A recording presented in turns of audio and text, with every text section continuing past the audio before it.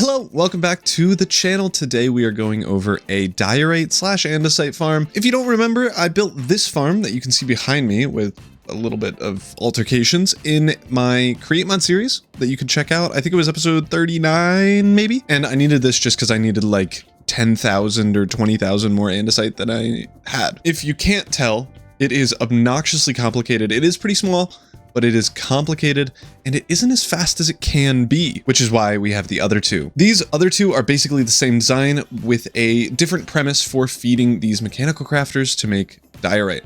But we'll get into that later. If you don't know, in vanilla Minecraft, you can make diorite by just combining cobble and quartz. And this is a great way to automate diorite since you can kind of automate nether quartz and same with cobble, but in the Create Mod, it's even easier. With just a cobblestone generator, we can get nether quartz and then combine it into diorite. The only issue is that you can only do this in mechanical crafters, at least in the base version of Create and all the little asterisks that come along with that, which means it takes a lot of stress units and it takes a lot of crafters to keep up with one max crushing wheel speed, crushing only 64 items at a time. And there are two approaches that I took. One first with mechanical arms, and then the second one with just normal chutes and funnels. Surprisingly, but maybe not surprisingly, the chutes and funnels version is faster for crafting since you can feed them each individually, while the mechanical arms is a little bit more compact, but a little bit slower because they can't feed all of them at the same time. We would need 24 mechanical arms, and that is a ton. This is a block by block tutorial, but we are only going to be going over this middle one here. I'll get into the differences soon, but in the description, there will be 3 schematics. First, the complicated but compact, the main normal one, and then the safe one. The safe one is because a lot of mod packs, and I don't know why this is, but a lot of mod packs don't like funnels picking up items just straight up from the ground. This doesn't work unless like the farm is off for some reason. I don't get it. It's a weird bug or a feature with some mods and mod packs. So if you have that, use the safer version. I would check this just by placing the main one in a creative testing world beforehand, doing all the schematic stuff beforehand, and then running it. Let's talk about stress units. So to start, they all require quite a bit, with the cheapest being 22,000 stress units. That is going to be over 2 max size windmills and a ton of water wheels if you're going in that direction. So no matter what, I would recommend building a steam engine. Honestly, if you have this much brass, this many mechanical crafters, you could probably afford a steam engine. And if you haven't used steam engines before and are scared about them, I have a walkthrough tutorial on my channel that breaks it down, and they're really not as complicated as they seem. I was so scared of them in the beginning, but now they're great. So I would definitely recommend a steam engine. You obviously don't need it. You can get to 22,000 stress units with windmills or large water wheels or anything like that. And each of them require a different amount. And this is just because mechanical arms cost a lot. The mechanical crafters cost a lot. They each have a different amount of those. And honestly, this one is probably the most optimized. And I would recommend building the main one if you don't have any other weird size constraints or mod pack constraints. An important thing that I need to mention is that this gantry shaft contraption that moves back and forth rapidly is only working in certain versions. So if you haven't ever used this contraption before, just test the farm in a creative world before you place it in, because if this doesn't work, then it is a little bit annoying to change your cobblestone generator, but it isn't impossible. If you choose to change your cobblestone generator, you just need to drop the cobblestone onto either of these 2 belts here, and you should be good to go. The rates of the farm are as follows. This main one, which is the fastest, using the least amount of stress units, produces about 20,000 diorite and 8,000 andesite. If you do just diorite, you'll get about 2,500. This farm, I didn't test this as thoroughly because I really wouldn't recommend it unless you need to have a slightly shorter design, but this farm produces close to 18,000, 20,000 diorite when you're just making diorite, and otherwise it produces about 15,000 diorite and then a similar 8,000 andesite. This one does produce less diorite, the same amount of andesite because it is, again, just going all the time at about 8,000 andesite. And it is closer to the kind of smaller compact farm at 15 to 18,000 diorite. To explain how the farm works, we start in the back here with this cobblestone generator. This is a little bit different than the one you normally see me use, which is this one, but it has the exact same principle. The cobblestone generator, as normal, pulls lava down from these fluid tanks, connects it with the water here, and creates cobble, which drops out from this brass funnel. This brass funnel, whenever it's moving back and forth, will drop items out of this barrel, which is kind of where it's stored when these spruce trapdoors break it. And when that happens, it goes up this belt into this barrel, which is kind of like a holding cell until it gets to a stack of 64. And this is also the on and off switch for the farm just to make sure that the cobble doesn't overflow. Once it gets to a stack of 64, it drops it out onto this belt and brings it around here. We'll get to this part later, but first it drops down into crushing wheels. Once they get crushed, the gravel and flint go over into this depot, up all the way back up to this second set of crushing wheels, which crushes both the flint and the gravel. The flint just gets deleted pretty much instantly, and then after that it gets turned into sand. The flint, clay, and any other items that get stuck here get thrown out. The sand then gets brought over to here, where it gets put on a depot and dropped out into a cooking chamber here. This is being done because there's no way to cook sand fast enough for belts and this to keep up. Instead, what we do is we just drop all of it here. All of the sand can get converted at the same time. There's no backup or anything like that, so it is the fastest that it can be. And as you can see, it converts it in bulk. Once it gets converted, it gets dropped into this barrel. The same system is happening. The soul sand gets bumped up here and sits over in front of the chute to get converted into quartz and gold nuggets. Once that's converted, all the quartz and gold nuggets go up here into this system, which I forgot to put lava in. So that's good to see. Where all the nether quartz goes on to get converted into diorite, and all the gold and anything else like cobblestone that accidentally gets in here just gets thrown out, and we are all good. You can see that as soon as that happens, we get a bunch of stuff happening. So what is going on is the cobble and quartz are going along the edge here. The reason for this is that in the diorite recipe, we need cobblestone on one of the top sides and quartz on the other side. This is being done just by chutes going into the tops of each of these crafters, and then as soon as they reach the end, they're doing this zigzag pattern to go to the opposite corners. Once they're in the opposite corners, we just use funnels to put them in. They craft the necessary items, and then it gets dropped onto this belt. I also threw in here just an andesite generator that goes all the time because it is fast enough to, that you can expand if you'd like. It is really simple. You just throw a mixer down with a basin, put in the cobble, the diorite, and you're good to go. If you're going to be building the schematic for any of these, I would recommend just watching along really quick to see how to set it up. This one I have yet to set up. It doesn't produce any cobble. It doesn't do anything just yet. And that's so that I can show you how to do it. So this is going to be the case for all of these schematics. Everything will be the same, just maybe in a different place if you're using this one. So to go over it, if you place the schematic in your world, it should look something similar to this. You'll have to break and replace the item vaults so that they look less stupid. And on this one, there's only one, and it's at the front there in a really obvious spot. Same here. But this one has two. You can see that this one is the storage one that you can obviously move and change. And then this hidden one, that's like a little bit hidden, but not really, that you just should probably break two of, and then you can break it and replace those. After placing in the vaults, we're going to need to put in cobblestone in a couple of different spots. First, in this cauldron here on the front, or the side, I guess, depending on which way you're looking at it, and then another one in this cauldron as well. Then we're going to need to fill in these fluid tanks with lava, but first we need to break and replace these just like the vaults. This is going to, again, be the same for all of these. The cauldron, however, for this one is going to be under here in the backside. After you break and replace those, we need to fill each of these in with one bucket of lava each. The way you can do that is just by placing a mechanical pump facing into the fluid tank with a basin going into it, fill the basin with lava, and then connect the mechanical pump up to power, and it will pump it in. You just need one bucket in each of these, so don't worry about putting in more than that. You're then just going to replicate this to the other 2 or 3, depending on the size of the farm. Once you've done that, we're going to need to fill in water for a couple of these blocks. In this one, you're going to have mechanical pumps all the way along here. If you fill them every other, they should fill in the source blocks in between. You might need to open up these trapdoors just to get to some of them, and then you can close them back up. You're then going to need to fill up a leaf block with water. On this and the main farm, it's just right there, pretty obvious. On this one, it is really hidden, but that's what you get for using the compact one. You have to go in here and right-click that leaf block there. And unless I've forgotten something, I have forgotten something. On the safer version, you will notice that there is a brass tunnel here, which if we go into spectator, you might see does not have a filter on it. And that will be because you placed it in a different orientation than the schematic came. What you'll have to do here is set this filter to a list filter for anything except soul sand. So what you're going to do is put soul sand in the list filter, hit deny, and then put it in this tunnel. And then you should be able to start the farm.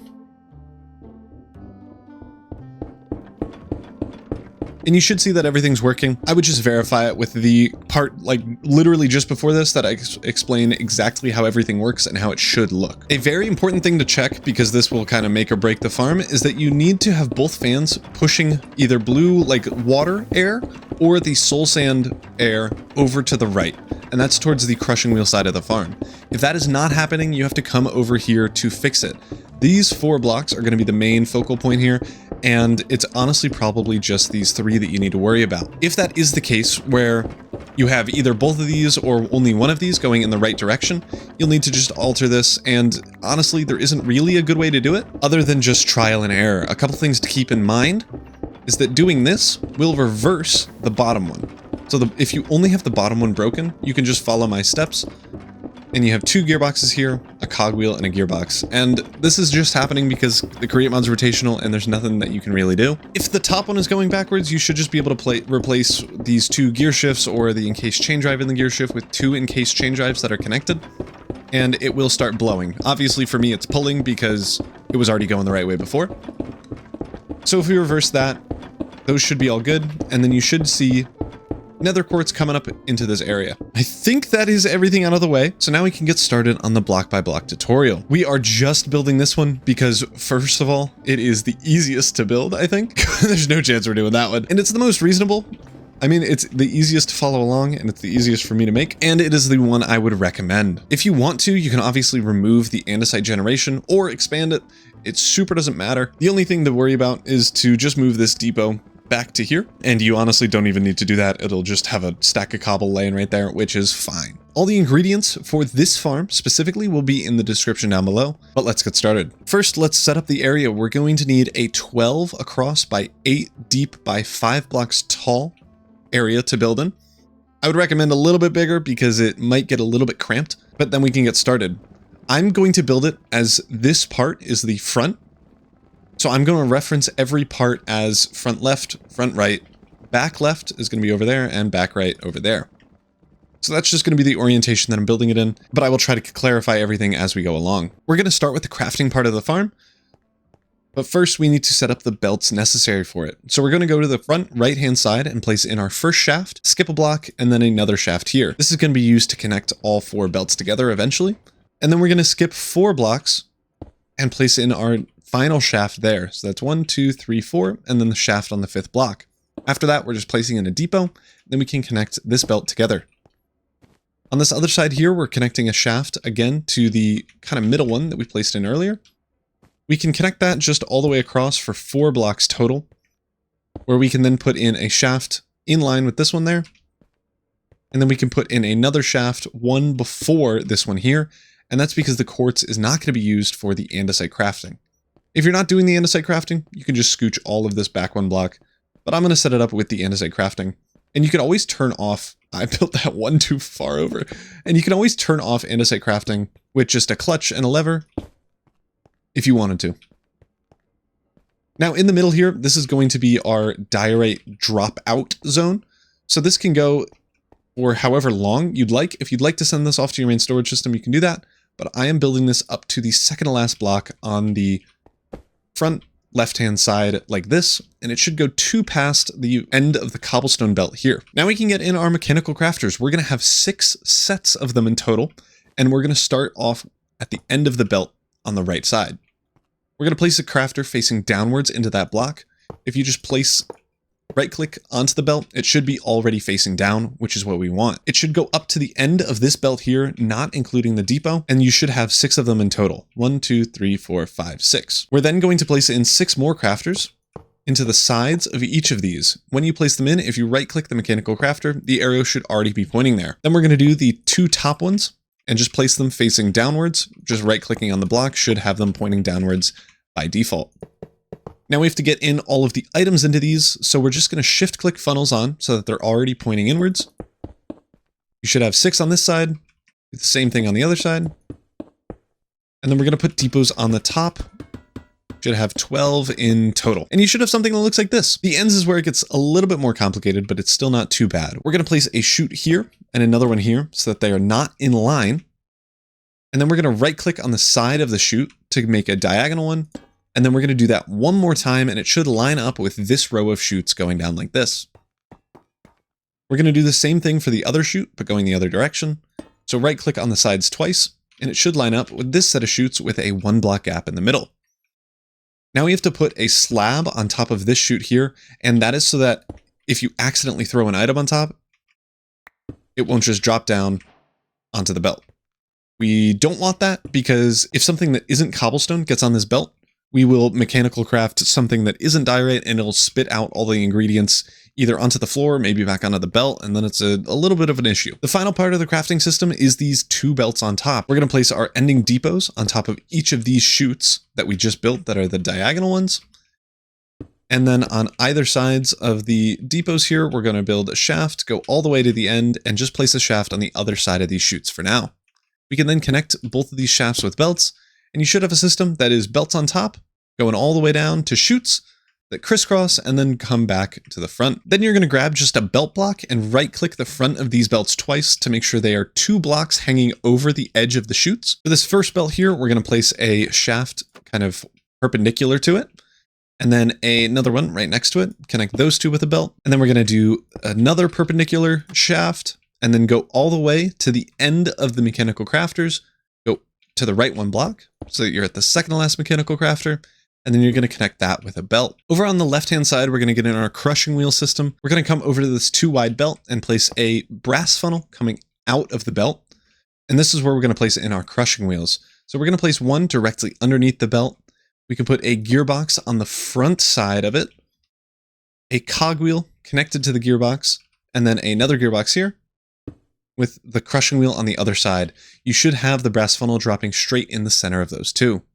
We can then place in our second set of crushing wheels directly behind it, and we can grab a depot here to place next to this 2-wide belt that we're then going to drop items out of as well. This is going to be where our gravel comes up from after getting crushed into gravel from cobblestone. After that, we're going to get the gravel system in. So we're going to place in a shaft that is horizontal, another one directly next to it, and connect those 2 with a belt. Those are then going to go into a depot that should be 1 away from the crushing wheels, but diagonally downward. And then we're going to place a depot next to this crushing wheel here. Now we can place in brass funnels going from this depot to this one, and then up to this one as a little staircase that kind of scoops around. We can then get in the sand system after it gets crushed from gravel. We're going to place in a smart chute directly below the crushing wheels, and this will make it so that we can get out a stack of items at a time, which is very important. We're going to place another smart chute directly below it, and a brass funnel coming out of this smart chute to the side. I'm going to break this temporarily just so you can see. You can do the same. It doesn't super matter because we're just going to place it back in a second. But then we're going to grab a list filter, set it to sand, and set deny list. This is going to get anything that isn't sand. So cobblestone if it somehow gets in there, flint, gravel if it somehow gets in there, mostly flint though. And it's going to come out into here and into a cauldron filled with lava that we will get in a second. This chute is going to have the filter for sand. So we're taking everything that isn't sand, throwing it out, and keeping sand, and we're going to put it on a belt to get turned into soul sand. Speaking of this cauldron, we're going to place this in now. It's just going to go directly below the brass funnel, fill it with lava, and then we're good. To deal with this sand, we're going to place it in a belt. So our first shaft is going directly below the smart chute, and then the next one is going over 5 blocks in total until you get to this point of the mechanical crafters. And then we can connect those 2 shafts with a belt. We're then going to get in 2 blocks here that are going to be permanent. We're going to place a depot on the first one with a brass funnel going into it. We're going to place a temporary block on top of the second block that we placed there with a chute on top of it. We're then going to grab a funnel that goes into the chute here. We're doing this so that we can first pick up all the sand that we need, put it on the depot, put it into the chute, and then the chute will drop out all of the items that it needs. Funnels, however, don't do that. If you have a funnel coming out here, and let's say you have already a stack of stone there, if it'll let me, this will get picked up by the funnel and never dropped out by this funnel here. It will stay there until we pick up the other one.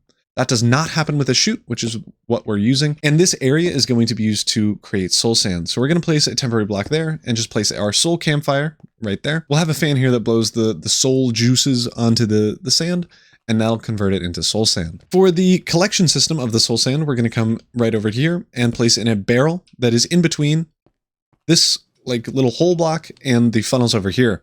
This barrel is going to have a funnel coming out of it, so make sure you just normal right click, and then another funnel going into it. This is going to make the soul sand that gets created, picked up, going into the barrel, and then shot out the top where it is then going to be blown across over back that way. We do need to set this filter of the funnel to soul sand so that only soul sand is picked up. If we don't do that, it'll just be sand and that will break everything. Over on this side here, we're going to place in a bunch of smooth stone blocks going all the way across until we get to one before this depot there. And on that last block, we're going to place a smart chute in. Below this smart chute, we're going to place in quite a few different shafts. The first two being the block before it, right under it, and then the one directly under the smart chute. We're going to place in another shaft next to that one, and then one diagonally upward from there. We can then connect these first two with a belt going diagonally, and then these two with a normal belt there. This is going to bring any gold or quartz up this way that we will then later bring up and connect up to this belt. Before we do that though, we need to set the filter for this smart chute. We are setting the filter, again with a list filter. We're going to set it to soul sand and then deny. This is going to be used so that anything but soul sand can get through here. We're doing this because sometimes cobblestone will land on these blocks and get pushed into this hole. We don't want a bunch of items piling up if that is the case. And it's better to just bring it up here and then throw it up in the lava cauldron up top. We can then get in the pathway that brings the quartz up to the top belt there. We're going to place in a shaft next to the smart chute and the belt that we just placed, and then one diagonally above it so that we can connect these two. We're then going to just right click it to extend it by one more block, and then we're going to finish it off with a depot. We're going to place a brass funnel going into this long belt here, and then another brass funnel coming out of the depot, going out currently into nothing. But if we grab a cauldron and fill it with lava, that will be our trash chute. We do need to set both of these funnels. This top one is going to be set to just quartz. And then this other one is again going to be a list filter, set to quartz, but set to deny. So anything but quartz is just getting thrown out. We do not make enough gold in this farm for it to be worth dealing with or keeping, so we're just throwing it out. If you want a gold farm, I have one on my channel. It produces, I think, 500 gold ingots an hour, and it is humongous. So this isn't producing anything. After that, we have the whole quartz system in, pretty much. We have crushing. I forgot to place back this crushing wheel. Make sure you do that. Oopsies. We have crushing into gravel, gravel into sand, sand into soul sand into quartz and gold. The quartz gets brought up, brought along the belt, and everything else just gets thrown out. Now's a really good time to get in all of the connections that we need to connect to all of these belts, the crushing wheels, and everything else. We're going to do this first. We're just going to connect up this cogwheel that we placed earlier to this top belt here. We're then going to place in a vertical gearbox going into this top belt, but not either of the belts on either side. And then we're going to place in a normal gearbox that will connect up with either belt. To do this, we need to place in a shaft into this belt and this one here. You can see that there's no connection right there. But as soon as you place in a shaft, there is one. And what this is going to do is this is going to take the power from here that's going this way. A gearbox reverses it, so it's just going to turn it the other way. And then it also connects up with this vertical gearbox that if this wasn't here and it was just a shaft, this belt would be going this way, which we don't want. So again, it just reverses it and brings it that way. That then goes into this cogwheel, which goes into this other cogwheel, kind of reverses the rotation, and then gets placed into these gearboxes to turn the crushing wheels the correct way. We're then going to just connect up this diagonal belt up to this one here with a shaft. And then we're going to connect up this belt here to our main system, which is going to be inputted here, but we don't have that yet. So it's just going to be connected to nothing for now. What we're going to do is place in a gearbox connected to this belt, an encased chain drive connected to the gearbox. And then this is a really weird thing with encased chain drives, but it's in the wiki, so I don't think it's going to change. We're going to place another encased chain drive here, but it's going to be rotated 90 degrees, so it's facing forwards and backwards instead of this way. And I don't know why this works, don't ask me, but it's cool and it is helpful in this scenario. We're then going to come over to this side here, and we already have a gearbox here. We're going to place another one directly below it. We're going to get a shaft in the middle of this belt here. And then we need to connect this gearbox up to this one, but reverse it. So we're just going to use two cogwheels, and there we go. The final thing that we need to connect are all of these mechanical crafters up to this cogwheel. We're just going to go all the way across. I placed that one by accident, and then we should be good. You should have just a full line of cogwheels, and it looks pretty cool. Then we can get in these encased fans in the back here. So we're going to come over to the back here and place in our oak leaves. We are going to fill this with water to waterlog it. Behind each of the leaves and the soul campfires, we're going to place encased fans facing towards them. You can do that just by shift clicking if you're behind them. And then we're going to connect these up to power. You're going to come to this belt here and place a cogwheel there, an encased chain drive, and then we're going to use that same wacky technique to do it, but 3 tall this time. And then we're going to just connect up a gearbox. As I mentioned earlier, we might need to change this around, and if you do, just check out that earlier point in the video, but honestly, we'll probably be fine. We're then going to throw in a shaft here and a gearbox here that will connect up to a belt later. Speaking of later, that's now. We're going to place in a shaft connected to this gearbox going all the way up until the top of the second encased fan here, and then we can connect those two with a belt. At the top of the belt here, we're going to place a barrel with an andesite funnel going into it. The andesite funnel is fine. It's a little bit cheaper and it doesn't matter which funnel you use. And then on the other side here, we're going to place a brass funnel dropping out into nothing. It'll be nothing for now. We just need to get in a belt right beneath it. That should connect up. Beautiful. And then we want a just normal building block at the end of this belt here. And then another, this time brass funnel going up onto this belt here. This is just going to have it so that the cobble comes over here. It's placed in the barrel for a temporary holding bit. It's dropped out, picked up by the funnel, put on this belt, and then goes all the way around. We do want to set a filter for this brass funnel. I would set it to cobblestone and then hold and right click and then set it to exactly 64. We want to do exactly 64 because crushing wheels go the fastest in increments of 16. So 16, 32, and 64. But the smelting goes the fastest in 64, so it's better to just do it that way. We're then going to get in a threshold switch directly below this barrel. You're just going to right click the threshold switch on it. And if you, let's say, just put a stack of cobble in, you should see that this is above 0. If it's not, just break it and replace it on it. Make sure you're clicking on the barrel itself and not one of the other blocks, because then it will read the other block, as you can see with that arrow indicator there. I did have a funnel here, but that was for demonstration. So if you added that just to demonstrate with me, alongside me, I don't know, make sure you break that because that is going to get in the way of the farm. But once we've done the threshold switch, we're going to come to the back here and place in our belts for our Cobblestone Generator. You're going to place 2 right next to each other, directly next to the diagonal belt that we just placed. And then we're going to go all the way to the end, connect it up with this belt here, and place another 2 shafts. We're going to connect up both of those shafts that we placed together so that we form a large set of belts here. We're going to get in a brass funnel coming from this belt onto this diagonal one, and this is just so that all the cobble that is generated goes directly up this belt into that barrel up there. Along this inner belt here, we're going to place in andesite funnels facing downwards, so make sure you shift click all the way up until the second to last block. Directly on top of those andesite funnels, but on the top part of the block, we're going to place in our spruce trapdoors. They are going to be identical to the length of the andesite funnels here, so we're just going to place them all the way across like this until they get to the same ending point as the andesite funnels. Next, we're going to get in our mechanical pumps, so we're not going to build this in line with these spruce trapdoors. Instead, we're going to skip the first block here that is in line with the smart chute, and we're going to just go start at the second one, and we're going to build 6 in total. We're then going to place in fluid tanks above all of these, and while this does use more fluid tanks than what you technically need, it is way easier to get the lava in. To get the lava in, you're going to need to connect up mechanical pumps to basins to power. The basins, you can then right-click in a lava bucket each, and it'll fill up each of the 3 fluid tanks. Once we've gotten the lava in, I'm going to just quickly switch gears a little bit and place in the connectors to connect this 2x2 belt up to this main belt here. We're just going to place in a shaft and then 2 encased chain drives on top of each other. And then while we're over here, we might as well place in our trapdoors that prevent water from flooding out everywhere.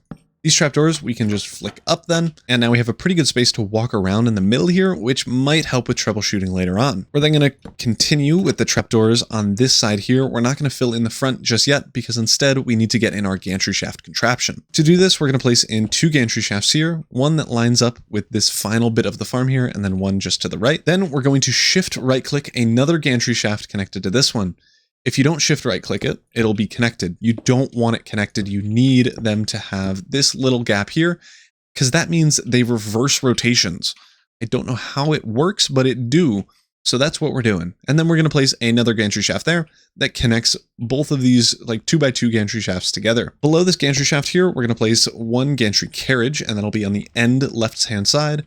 And then the same thing here, just another gantry carriage. We're going to place a barrel between the 2. Then we're going to need to place a brass funnel coming out of this spruce trapdoor block here. So once you place it in, just make sure it's pointing out. You can right click it with a wrench to reverse it. And that's the moving back and forth contraption. We can then fill in any other empty air blocks here so that water can't flow out. But don't flip up these trapdoors yet. We need to still waterlog these mechanical pumps. To do that, we can just do every other and it will waterlog like normal. You can then flip up these trapdoors. And now let's glue the whole thing together. To do this, we're going to need to do 3 separate gluing things. If you don't do this correctly, the farm won't work, it won't even move, you'll be really confused, so please pay attention. The first gluing set, we're going to glue this gantry carriage to this brass funnel. It should be a 4x1 little glue line, and it should look something like this. The next one is we are going to right-click this andesite funnel here, and drag it all the way to this spruce trapdoor here. This should be a 1 wide, 2 tall, and whatever, 6, 7 across glue area. And then the final one is just connecting the two together. So we're going to right click this trapdoor here that's connected to the main gluey bit.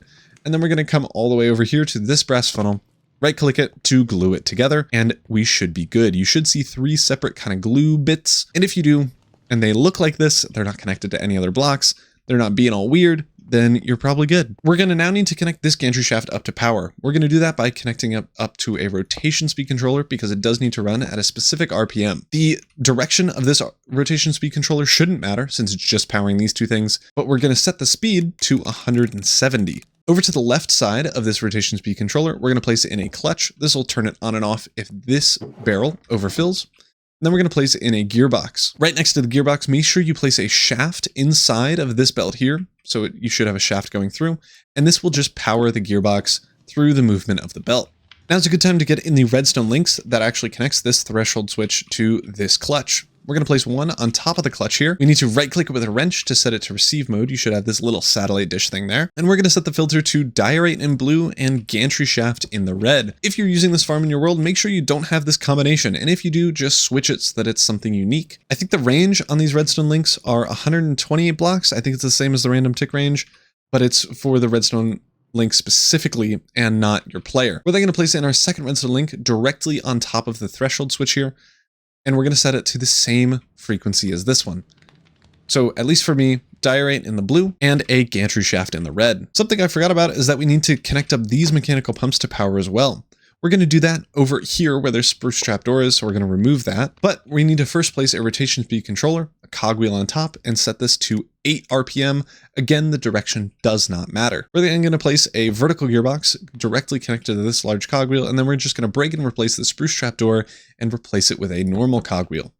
Water can probably fall out unless you have like redstone bits over here. The farm itself is safe and you can just drop water if you want.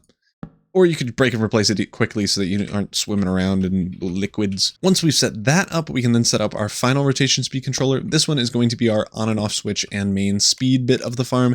This rotation does matter. We're currently just going to set it to 256 counterclockwise. It doesn't matter which one you choose. You might have to switch it. You might get lucky. Who knows? After placing in the rotation speed controller, we're going to need to grab 2 encased chain drives and place them vertically connected up to this gearbox and this belt. Once we've done that, we can get our clutch, which is like the main on and off switch of the farm, and you can place it here. I'm going to place a lever on the front. This is not going to be included in the schematic, but this is just how I turn it off on the rest of the farms, and it is kind of on the front, right where the item vault is, so having it there isn't a problem. And believe it or not, this is going to be the part that you connect up to power. Let's not do that yet. We still need to get in the item vault.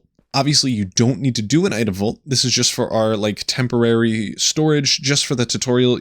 It would make sense if you move this to your main storage system, whether it be a refined storage drawers, a big chest, it doesn't matter. So I'm going to grab my item vault and place a 3x3 in the way right there.